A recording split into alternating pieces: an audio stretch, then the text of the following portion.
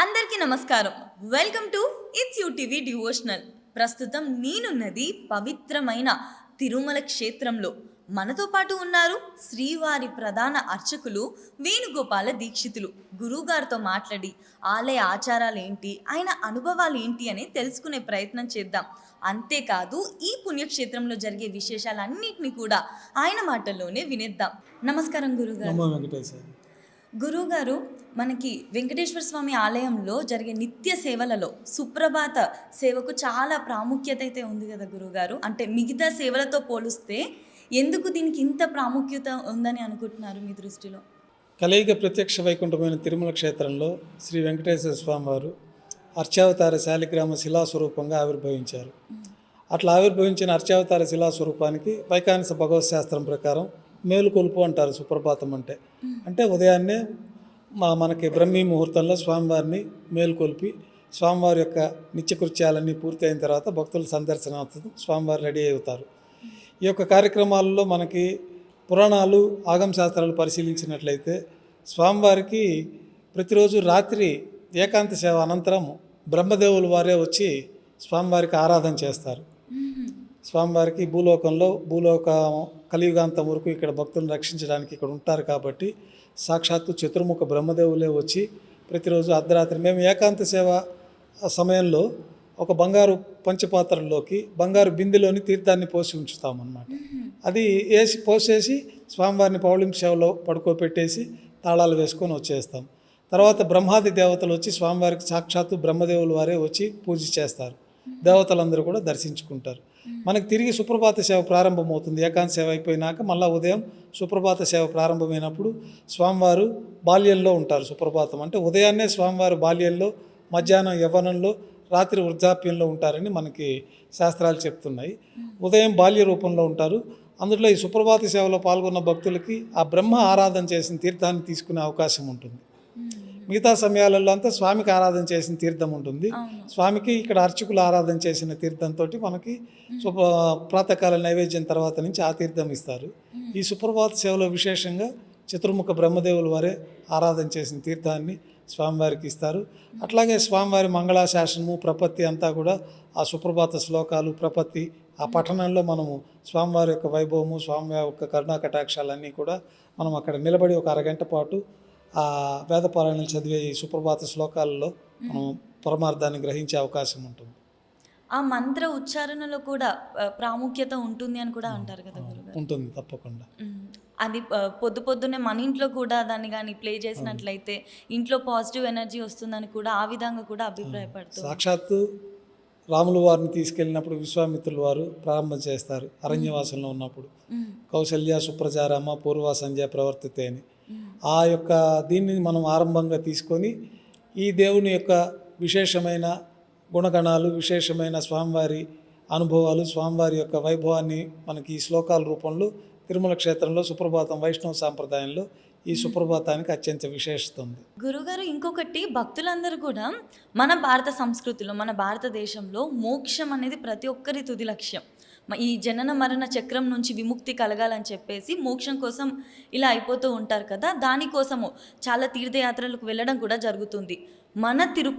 మన తిరుపతిలో శ్రీవారిని దర్శించుకుంటే మోక్షం కలుగుతుందని చెప్పేసి భక్తులైతే భావిస్తూ ఉంటారు. దీని గురించి ఏమైనా చెప్తారా? మనకు భగవద్గీతలో శ్రీకృష్ణుల వారు అర్జునునికి ఉపదేశిస్తారు. సర్వధర్మాన్ పరిత్యజ్య మామేకం శరణం వ్రజ అహంత్వా సర్వపాపేభ్యో మోక్షయిష్యామి మా శుచః. అన్ని ధర్మాలని వదిలి భగవంతుడిని శరణాగతి పొందిన వారికి తప్పకుండా భగవంతుడు మోక్షాన్ని ప్రసాదిస్తాడు అని. మనకి శ్రీ వెంకటేశ్వర స్వామివారి ఆలయంలో కూడా స్వామివారి పాదాలను చూపిస్తూ వరదహస్తం ఉంటుంది. నా పాదాలు శరణు కోరిన వారికి మోక్షాన్ని తప్పకుండా ప్రసాదిస్తానని చెప్పి. అట్లాగే మనకి స్వామివారి రథోత్సవంలో స్వామివారిని దర్శించుకుంటే కూడా పునర్జన్మ ఉండదు అనేది కూడా మనకు ఆగమ శాస్త్రాలు చెప్తున్నాయి. కాబట్టి మోక్షాన్ని పొందాలంటే గతంలో తపస్సులు ఆచరించేవాళ్ళు, యజ్ఞయాగాదులు చేసేవాళ్ళు ఆ యుగాల్లో, కృతయుగము, త్రేతాయుగము, ద్వాపర యుగాలలో. ఇప్పుడైతే కలియుగంలో అంత శక్తి మానవులకు ఉండదు కాబట్టి గోవిందనామ స్మరణ చేత, స్వామివారి యొక్క పరిపూర్ణమైన భక్తి విశ్వాసాలతో, ఆయన ఆరాధన చేత, స్వామివారి దర్శనం చేత ఈ మోక్షం లభిస్తుందని మనకి కలియుగ విశేషం అది. ఇది మన తలనీలాలు సమర్పించడం ఏదైతే ఉందో మన భారతదేశంలో ఎన్నో ఆలయాల్లో అయితే ఆచరించేదే. కాకపోతే మన తిరుమలలో మాత్రము ఇది చాలా ప్రత్యేకమైంది. భక్తులు వేలల్లో లక్షల్లో వచ్చి వాళ్ళ తలనీలాలను సమర్పించి ఎంతో తృప్తితో వెళ్తూ ఉంటారు. ఎందుకని ఇక్కడ మాత్రం ఇంత ప్రత్యేకంగా ఒక సాంప్రదాయంగా మారిందంటారు? మనకి తిరుమల క్షేత్రంలో అనేక లక్షల మంది భక్తులు వచ్చి స్వామివారికి తలనీలాలు సమర్పించుకొని వారి వారి ప్రార్థనలు పూర్తయిన తర్వాతనే స్వామివారికి వచ్చి తలనీలాలు సమర్పించుకుంటూ ఉంటారు. తిరుమలలో మనకి ముఖ్యంగా ఈ యొక్క మానవ దేహంలో అందరికీ అత్యంత ప్రీతిపాత్రమైనది కేశాలు. అవును. ఈ కేశాల రూపంలోనే కోరికలు పెరుగుతూ ఉంటాయి అనేది కూడా మనకి శాస్త్రం చెప్తుంది. కాబట్టి ఆ కోరికలన్నింటినీ తుంచేసి భగవద్ అనుగ్రహం కోసం ఈ దేహ సౌందర్యం మీద మమకారం లేకుండా స్వామి శరణాగతి పొందే మోక్ష మార్గాన్ని పొందాలనుకునే వారికి మాత్రమే ఇటువంటి ఈ దేహం పైన మోక్ష ఆపేక్ష లేకుండా తలనీలాలు స్వామివారికి సమర్పించేస్తారు. అంటే వారి కోరికలన్నీ స్వామివారికి చేరిపోతాయి. వాళ్ళు నిర్మలమైన మనసుతో స్వామివారిని సేవించుకుంటే సకల శుభాలు మోక్షం కలుగుతుందనేది మనకి తలనీలాలు సమర్పించడంలో పరమార్థం. మీరు ఇక్కడ ఎన్నో సంవత్సరాలుగా అయితే సేవ చేస్తున్నారు ఈ భగవంతుడికి. మీరు చూసిన మహిమలు ఏమైనా ఉన్నాయా గురుగారు? అనేక మహిమలు ఉంటాయి స్వామివారి యొక్క. ప్రతి ఒక్క భక్తునికి కూడా స్వీయ అనుభవాలు మీ కుటుంబంలో మీ పెద్దవాళ్ళకి ఉంటుంది. వచ్చే ఒక ప్రతి భక్తుడికి కూడా భగవంతుడు ఏదో రూపంలో వాళ్ళకి తన శక్తిని చూపించడం, అనుకోకుండా వారికి మార్గదర్శనం చేయడము, అనుకోకుండా వారికి సహాయాలు లభించడము, బయలుదేరిన దగ్గర నుంచి వాళ్ళకి ఎలాంటి ఇబ్బందులు లేకుండా స్వామివారి అనుగ్రహంతో దర్శనాలు కావడము, ఇవన్నీ కూడా స్వామివారి యొక్క పరిపూర్ణమైన లీలలు. అట్లా మా కుటుంబాల్లో కూడా స్వామివారి యొక్క పరిపూర్ణమైన అనుగ్రహాలు ఎన్నో లీలలు ఉంటాయి. మనకి ఇక్కడ జరుగుతున్న వేదాలు మంత్రాలు ఇవన్నీ కూడా శాస్త్రబద్ధంగా మన పురాణంలో జరిగిన విధంగానే జరుగుతున్నాయి అంటారా? అంటే ఆగమ శాస్త్రాలు ఉంటాయి, పురాణాల్లో రకరకాలుగా ఉంటాయి. పురాణాలు అంటే ఆ వ్యవస్థలకు సంబంధించిన విషయాలను తెలియచేస్తుంది. ఆగమ శాస్త్రాలు పూజా విధానాన్ని తెలియచేస్తాయి. పురాణాల ప్రకారం ఈ స్వామివారి ఇక్కడ ఎట్లా ఆవిర్భవించారు, స్వామివారికి ఏ విధమైన పూజలు జరుగుతున్నాయి, ఈ క్షేత్రంలో విశేషమైన మహిమాన్విత గల ప్రదేశాలు ఏమిటి, ఈ క్షేత్రంలో ఎవరెవరు వచ్చి ఎలా స్వామివారి అనుగ్రహాన్ని పొందారు, ఇవన్నీ పురాణాలు. భాగవతము, రామాయణము, ఆయా అవతారాలకు సంబంధించిన విశేషాలంతా ఉండేవి పురాణాలు. ఆగమ శాస్త్రాలు అనేవి స్వామివారి ఆలయ నిర్మాణము, స్వామివారి ఆలయ పూజా విధానము, స్వామివారి ఆలయ ప్రతిష్ట, నూతన ఆలయాలు అయితే ప్రతిష్టా విధానాలు ఇవన్నీ ఉంటాయి. కాబట్టి ఆగమ శాస్త్రం ప్రకారమే స్వామివారి ఆలయాల్లో ఖచ్చితంగా ఆ ఆగమాల్లో నిర్దేశించిన విధి విధానాలు అనుసరించే పూజా కైంకర్యాలు జరుగుతూ ఉంటాయి. అసలు మన వెంకటేశ్వర స్వామి ఈ శేషాద్రి పర్వతం పైన ఎందుకు ఉండాలని నిర్ణయించుకున్నారంటారు? స్వామివారు మొట్టమొదటి ఈ భూలోకంలో అవతరించాలనుకున్నప్పుడు తన వరాహస్వామివారు ఈ భూమండలానికి అధిపతి. ఈ భూమండలం అంతా కూడా సముద్ర గర్భంలో ఉంటుంది. ఇద్దరు రాక్షసుల్ని సంహరించి శ్రీ వరాహస్వామి వారు ఈ భూమండలాన్ని ఈ యొక్క తీసుకొచ్చి భూమండలాన్ని ప్రతిష్ఠించి సముద్రంలో నుంచి భూమిని వేరు చేసి దీంట్లో మళ్ళా సముద్రాన్ని కొంత భాగం వేరు చేసి జీవన విధానానికి అనుకూలంగా ఈ భూమండలాన్ని తయారు చేసింది శ్రీ ఆది వరాహస్వామి వారు. ఈ ప్రళయంలో భూమండలం అంతా సముద్ర జలాల్లో కలిసిపోతుంది. ఒక్కొక్క యుగం అంతమైనప్పుడు కుంభవృష్టిగా బిందెలతో నీళ్లు పోసినట్టు వర్షం పడుతుంది. అగ్ని జ్వాలలతోటి వేడి పుడుతుంది. అంతా భూమి అంతా దగ్ధమవుతూ ఉంటుంది. దగ్ధమైన తర్వాత ఈ పురాణాల్లో చెప్పింది ఇవంతా. ఈ భూమి అంతా మునిగిపోయేంత కుండతో ధారాలతో నీళ్లు పోసినట్టుగా వర్షం వస్తుంది. కొన్ని సంవత్సరాల పాటు ఆ విధంగా వర్షం వచ్చిన తర్వాత ఈ భూమండలం అంతా నీళ్ల కిందకి వెళ్ళిపోతుంది. మొత్తం నీళ్లే ఉంటుంది. ఆ నీళ్లలో ఉన్నప్పుడు ఋషులందరూ వెళ్ళి, బ్రహ్మాది దేవతలంతా వెళ్ళి మహావిష్ణువుని ప్రార్థిస్తారు. స్వామి, చాలా వేల సంవత్సరాల పాటు ఇదంతా భూమండలం అంతా సముద్ర గర్భంలో కలిసిపోయింది. తిరిగి మానవ జీవనానికి ఈ యొక్క జీవన సృష్టి విధానాన్ని ఏర్పరచవలసిందిగా స్వామివారిని ప్రార్థిస్తారు. అప్పుడు స్వామివారిలో నుంచి ఆవిర్భవించిన స్వరూపమే వరాహ స్వరూపం. శ్వేత వరాహ స్వరూపంగా భయంకరమైన ఆకారాన్ని ధరించి భూమండలంలో సముద్ర గర్భంలోకి వెళ్ళి ఈ భూమండలాన్ని తీసుకొచ్చి ఈ భూమండలాన్ని ప్రతిష్ఠ చేస్తారు. తర్వాత జీవనానికి విధానంగా శ్రీ వరాహస్వామి వారు ఈ భూమండలాన్ని ఏర్పాటు చేస్తారు. అందుకే ఆది వరాహ క్షేత్రం అని పేరు. ఈ భూమండలానికి అధిపతి వరాహస్వామి వారు. మనకు భూలోకంలో అవతరించాలనుకున్నప్పుడు మహావిష్ణువు వైకుంఠంలోని క్రీడాది పర్వతాలు ఉంటాయి. ఆ పర్వతాలను తీసుకొని ఆది వరాహ క్షేత్రము ఇదే తిరుమల క్షేత్రమే. మనకి పురాణాల ప్రకారం ఆది వరాహ స్వామివారు ఇక్కడే ఉన్నారు.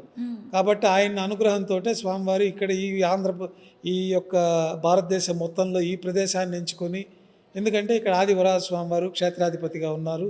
ఈ భూమండలానికి అధిపతి, ఈ భూమిని సృష్టించి ఆయన ఇక్కడే ప్రతిష్ఠిత ఉన్నారు. కాబట్టి ఆయన అనుమతితోటి వైకుంఠంలోని క్రీడాద్రి పర్వతాలు తీసుకొచ్చి ఇక్కడ ప్రతిష్ఠించి ఆ క్రీడాద్రి పర్వతాల్లో స్వామివారు ఇక్కడ వరాహస్వామి అనుమతితో జాగా తీసుకొని ఇక్కడ ఆవిర్భవించారు. అందుకే మనకి ఈ తిరుమల క్షేత్రంలో ముందుగా స్వామి పుష్కరిణి స్నానము, వరాహస్వామి దర్శనము, తర్వాత మూలవర్ల దర్శనం వెంకటేశ్వర స్వామిది. ఇక్కడ ఒక ఒడంబడిక వరాహస్వామి వారికి, స్వామివారి వెంకటేశ్వర స్వామి వారికి. ఇక్కడ జరిగే పూజా కైంకర్యాలన్నీ క్షేత్రాధిపతి శ్రీ వరాహస్వామి కాబట్టి మీకే ముందు నైవేద్యము, మీకే ముందు పూజ, మిమ్మల్ని దర్శించుకున్నాకే నా దర్శనం చేసుకోవాలని స్వామివార్లు ఒడంబడిక ఉంది. ఆ ప్రకారమే ఇక్కడ ప్రతిరోజు వెంకటేశ్వర స్వామి కంటే కూడా ముందు వరాహస్వామి గారి ఊళ్ళోనే నైవేద్యం జరుగుతుంది. వరాహస్వామికే పూజలు జరుగుతాయి, తర్వాతనే వెంకటేశ్వర స్వామికి జరుగుతుంది. నేటికి కూడా ఆ యొక్క పురాణ సాంప్రదాయాన్ని అనుసరించి మనం అదే విధానాన్ని కొనసాగిస్తున్నాం. అందువల్లనే ఇంత పెద్ద పవిత్రమైన విశాల భారతదేశంలో స్వామివారి తిరుమల క్షేత్రంలోనే ఇక్కడ ఆవిర్భవించడానికి కారణం ఇదే. ఇందుకనే మన అందరం కూడా ఫస్ట్ వరాహి స్వామిని దర్శించుకున్న తర్వాతే మన తిరుమలలో శ్రీవారిని దర్శించుకుంటాం. గురుగారు, వెంకటేశ్వర స్వామి ఆలయాలు ఎన్నో ఉంటాయి, ప్రతి ఊర్లో కూడా ఉంటాయి, ప్రసిద్ధి చెందిన చాలా గొప్ప గొప్ప కట్టడాలు కూడా ఉన్నాయి. అయినప్పటికీ కూడా తిరుమలలో మన వెంకటేశ్వర స్వామిని దర్శించుకున్నప్పుడు కలిగే ఆ అనుభూతి ప్రపంచంలో ఎక్కడా ఉండదు. ఆ అనుభూతి జీవితంలో ఇక్కడే మనం దర్శించుకున్నప్పుడే కలుగుతుంది అంటారు. ఎందుకంత ప్రత్యేకత అంటారు? చూడగానే ఎందుకు ఒళ్ళంతా ఆ విధంగా అయిపోతుంది? ఇక్కడ సాక్షాత్ తిరుమల క్షేత్రంలో ఉండే 7 కొండలంతా కూడా పవిత్రమైన క్రీడాద్రి పర్వతాలు, అత్యంత శక్తివంతమైన దేవత స్వరూపాలు ఇవన్నీ కూడా. ఈ పర్వతాలపైన మునులు, కిన్నెరులు, కింపురుషులు, గంధర్వులు వీళ్ళందరూ కూడా అదృశ్య రూపంలో స్వామివారిని దర్శించుకుంటూ సేవించుకుంటూ ఉంటారు. ఇప్పుడు స్వామివారు కలియుగాంతంలో వరకు మనకు పురాణాల ప్రకారం వైకుంఠంలో లేరు. వైకుంఠాన్ని వీడి భూలోకంలో తిరుమల క్షేత్రంలో ఉన్నారన్నదే మనకి పురాణం. శ్రీ వైకుంఠ విరక్తాయ స్వామి పుష్కరిణి తటే. శ్రీ వైకుంఠంలో విరక్తి చెందిన స్వామివారు పుష్కరిణి తీరంలో ఇక్కడ ఆవిర్భవించారన్నదే మనకి. ఇక్కడే ఉన్నారు కాబట్టి అంత దివ్యమైన శక్తి తిరుమల క్షేత్రం అంతా ఆవహించి ఉంటుంది. ఈ తిరుమల గిరిలో మీరు కింద అలిపిరిలో ప్రారంభం దగ్గర నుంచి దివ్యమైన అనుభూతి కలుగుతుంది. ప్రతి ఒక్క మానవునికి దివ్యమైన అనుభూతి ఎందుకు వస్తుంది అంటే దివ్యమైన శక్తి అంతా ఈ గిరుల్లో ఆవహించి ఉంటుంది. దేవతా స్వరూపాలంతా కూడా వృక్షాల రూపంలో, గంధర్వులు, కిన్నెరులు, కింపురుషులు, దేవతామూర్తులంతా కూడా అదృశ్య రూపంలో స్వామివారి సేవలో ఉంటారు కాబట్టి అంతటి పవిత్రమైన ప్రదేశంగా తిరుమల ఉంది. అందులో శ్రీవారి ఆలయంలోకి ప్రవేశించడం అంటే సాక్షాత్తు వైకుంఠంలోకి ప్రవేశించడమే. అట్లాంటి వైకుంఠంలో దివ్యమైన శక్తులంతా కూడా ఉంటాయి కాబట్టి అనిర్వచనీయమైన శక్తి ఉంటుంది. మనం స్వామివారిని చూడంగానే వెంటనే మర్చిపోతాము. స్వామివారిని ఏదో అడగాలనుకుని వస్తాము, ఆ దివ్యమంగళ స్వరూపం దర్శించుకోగానే మనం అడగాలనుకున్నది మర్చిపోయి గమ్మనే బయటకు వచ్చినాకరే మర్చిపోయానే స్వామివారిని, ఆ రూపం కూడా మనకు గుర్తుండదు. అటువంటి దివ్యమైన శక్తివంతమైన ప్రదేశము, దివ్యమైనటువంటి తరంగాలు ఈ తిరుమలంతా కూడా వ్యాపించి ఉంటాయి.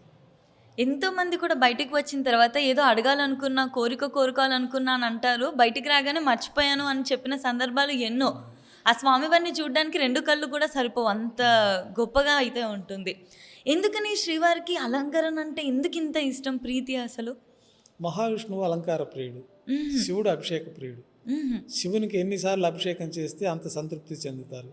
శ్రీ మహావిష్ణువుకి అలంకరణ, బంగారు ఆభరణాలు, విశేషమైన అర్చనలు, తులసితోటి ఆరాధనలు, పుష్పాల అలంకరణ, ఇవన్నీ కూడా మహావిష్ణువు ప్రీతిపాత్రమైన కైంకర్యాలు. కాబట్టే మనకి ఈ పుష్పాల అలంకరణ, ఆభరణాల అలంకరణ అంతా కూడా వైష్ణవ ఆలయాల్లో విశేషంగా నిర్వహించడం జరుగుతుంది.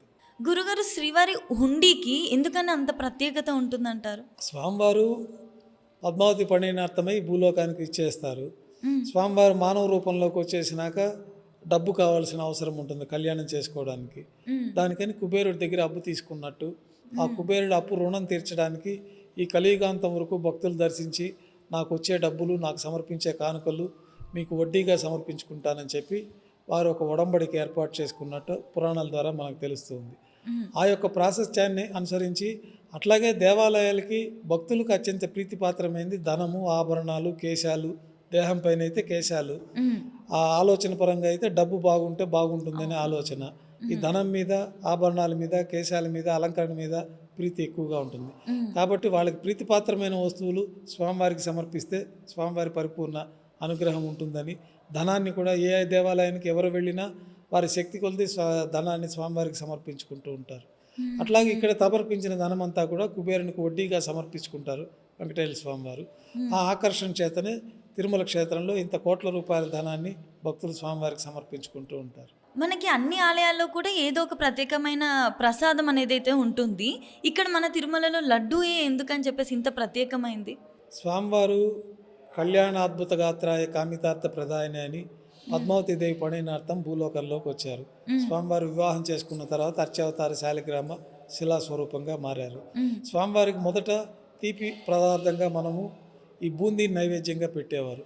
కళ్యాణోత్సవాలు ప్రారంభమైన తర్వాత ఆ బూందీ లడ్డూగా రూపాంతరం చెందింది. అప్పటి నుంచి లడ్డూ ప్రసాదానికి నిల్వ ఉంటుంది. స్వామివారికి అత్యంత ప్రీతిపాత్రమైన కళ్యాణానికి సంబంధించిన లడ్డూ ప్రసాదం కాబట్టి ఈ లడ్డూ ప్రసాదానికి అత్యంత ప్రాముఖ్యత, అత్యంత విశేష ఆదరణ కూడా ఉన్నది. మిగతా అన్నప్రసాదాలంతా ఇక్కడికి వచ్చిన భక్తులు ఆ గంటలో స్వీకరించాల్సిన పదార్థమే కానీ మరి తీసుకెళ్లే పదార్థంగా నిల్వ ఉండదు. ఈ లడ్డు అయితే వారం రోజుల పాటు నిల్వ ఉంటుంది. స్వామివారి కళ్యాణములో కూడా నైవేద్యంగా పెడతారు. అట్లాగే మూలమూర్తికి కూడా చిన్న లడ్డూలు నైవేద్యంగా పెడతారు కాబట్టి ఈ లడ్డూ ప్రసాదానికి అత్యంత ప్రాముఖ్యత ఏర్పడింది. గురుగారు, సాధారణమైన మానవులు దైవాన్ని చేరుకోవాలంటే ఎటువంటి పనులు, ఆచారాలను అనుసరిస్తే బాగుంటుందంటారు? వాళ్ళ సాంప్రదాయపరంగా వాళ్ళ కుటుంబ పెద్దలు వాళ్ళ కుటుంబ ఆచారాల ప్రకారం స్వామివారిని వాళ్ళ నిత్యకర్మల్ని వాళ్ళ పనుల్ని దైవంగా భావించి వాళ్ళ పనులు వాళ్ళు చేయడం, ధర్మ మార్గంలో ఉండడము, తర్వాత స్వామివారిని మనసా వాచా కర్మణ వికరణ శుద్ధిగా స్వామివారిని ఆరాధించుకోవడం, సకలాన్ని ఆయన్ని సర్వస్వం అర్పించుకోవడం, ఇట్లాంటి కార్యక్రమాలు ధర్మము నీతి నిజాయితీతో ఉండి స్వామివారి యొక్క పరిపూర్ణ అనుగ్రహాన్ని పొందుతారు. చేసే పనిని శ్రద్ధాభక్తితో చేస్తే పనిలోనే దైవాన్ని చూసుకోవాలి. తర్వాత దైవాన్ని కూడా స్మరించుకుంటూ దైవం ఆ శక్తి ప్రసాదించాలని స్వామివారిని ప్రార్థించుకోవడం వల్లే అందరికీ సకల శుభాలు కలుగుతాయి. గురుగారు, మీకున్న ఈ అనుభవంతో ఇన్నేళ్ళ భగవంతుడి సేవలో మిమ్మల్ని వచ్చి ఒక సాధారణమైన మానవుడు అసలు భక్తి అంటే ఏంటి అని అడిగితే మీరేం చెప్తారు? భక్తి అంటే స్వామివారికి శరణాగతి పొందడమే భక్తి. నీవు తప్పితే నాకు వేరే దిక్కు లేదు, చేసే పనిలోనూ ప్రతి దాంట్లో స్వామివారికే చేస్తున్నామనే భావంతో చేసుకుంటూ ధర్మంగా నీతిగా నిజాయితీగా ఉండడమే భక్తి. ప్రతి కార్యక్రమంలో మనం శ్రద్ధతో చేస్తే అది భక్తిగా మారుతుంది. ఈ నిత్య కర్మల వల్ల ఏమైనా ఫలితం ఉంటుంది అంటారా? ఉంటుంది కదా, తప్పకుండా స్నానం చేయడం వల్ల శరీర శుభ్రత ఉంటుంది. తర్వాత మనం యజ్ఞయాగాదులు చేసిన దానివల్ల మనసు శుభ్రత వస్తుంది. దేవాలయాల సందర్శన వల్ల మనకి జ్ఞానం ప్రసాదం అవుతుంది, స్వామివారి అనుగ్రహాలు వస్తాయి. ఇట్లాంటి నిత్యకర్మలు అంటే మానవుడికి జరిగే నిత్యకర్మలు పుట్టిన దగ్గర నుంచి అన్నప్రాసన, నామకరణ, ఇవన్నీ కూడా మన సాంప్రదాయాల ప్రకారం జరిగే కార్యక్రమాలు. ఇవన్నీ తప్పక ఆచరించాల్సిందని మనకు పెద్దలు పురాణాల ద్వారా చెప్పున్నారు. అవి మనం ఆచరిస్తేనే మనం ధర్మాచరణ మార్గంలో ఉన్నట్టు. చివరి ప్రశ్న గురుగారు, అసలు ఈ తరం వారికి మీరు ఏదైనా చెప్పాలి అనుకుంటున్నారో సందేశం మీ తరపు నుండి మీ అనుభవంతో అంటే మీరు ఏం చెప్తారండి? కానీ కొన్ని ఒక 20 ఏళ్ల క్రితం జనరేషన్కి ఇప్పుడు తరం వారికి చాలా భక్తి ఎక్కువ పెరిగింది. చిన్న వయసు నుంచి పిల్లలందరూ కూడా భక్తి మార్గంలో ఉంటున్నారు. చిన్నపిల్లలు అందరూ దేవాలయాలకు వెళ్తున్నారు, స్వామివారిని దర్శించుకుంటున్నారు. సాంప్రదాయపరమైన దుస్తులు ధరించి ఆయా పండుగలు వారి కుటుంబ సాంప్రదాయాలను అనుసరించి అన్ని శ్రద్ధగా చేసుకుంటున్నారు. ఇదే విధానాలు కొనసాగించుకుంటేనే భవిష్యత్ తరాల వారికి మనకి ఇదే విధానం వాళ్ళకి అలవాటు అవుతుంది. కాబట్టి మన కుటుంబ సాంప్రదాయాలు, ఆచార సాంప్రదాయాలు, మన పండుగలు, మన స్వామివారి యొక్క విశేష ఉత్సవాల్లో పాల్గొనడం, ఇవంతా కూడా మన శారీరకంగా కానీ మానసికంగా కానీ భవిష్యత్తు తరాల వారికి కూడా ఈ యొక్క సాంప్రదాయాన్ని ఇలాగే మనం కొనసాగించే అవకాశం ఉంటుంది. చాలా బాగా చెప్పారు గురువుగారు. మీ అమూల్యమైన సమయం మా కోసం కేటాయించినందుకు మనస్ఫూర్తి ధన్యవాదాలు గురుగారు. నమో వెంకటేశాయ.